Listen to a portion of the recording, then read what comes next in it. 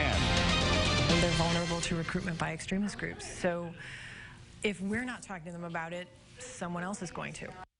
One teacher came to Central Illinois tonight to sound the alarm on white nationalism in schools. Good evening, I'm Paul Cicchini. And I'm Jessica Coons. A teacher from Chicago spoke in Champaign about how white nationalists are indoctrinating children and the signs to look for.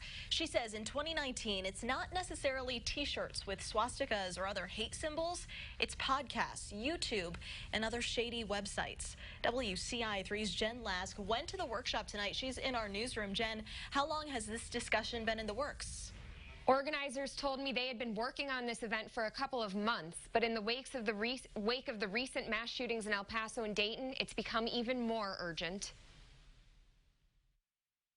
White nationalist extremism doesn't look or recruit the way it used to. That's why Nora Flanagan wants to make sure teachers and parents know how to look for the signs in 2019. It's not neo-Nazi skinheads as much as it is innocuous-sounding podcasters and YouTubers and organizations that are rooted more in patriotism or that mock sensitivity. Her least favorite phrase she's heard, "We were kidding."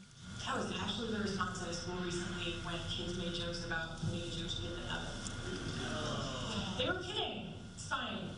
But it's not fine, and it's that kind of point of entry that Flanagan's worried about. I think about the kid who did it, and I wonder what's going on.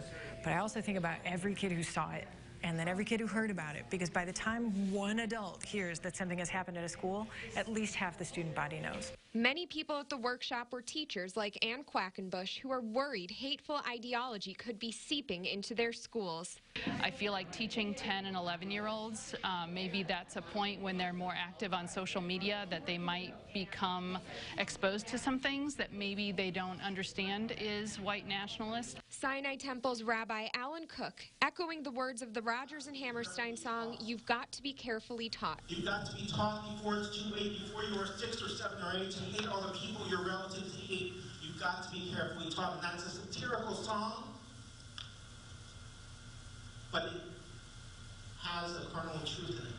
Organizer Terry Maher says that message must be heard loud and clear. We certainly want to make sure that Champaign-Urbana doesn't become the next name in the long line after, Charlottesville and Pittsburgh and Poway and Gilroy and El Paso.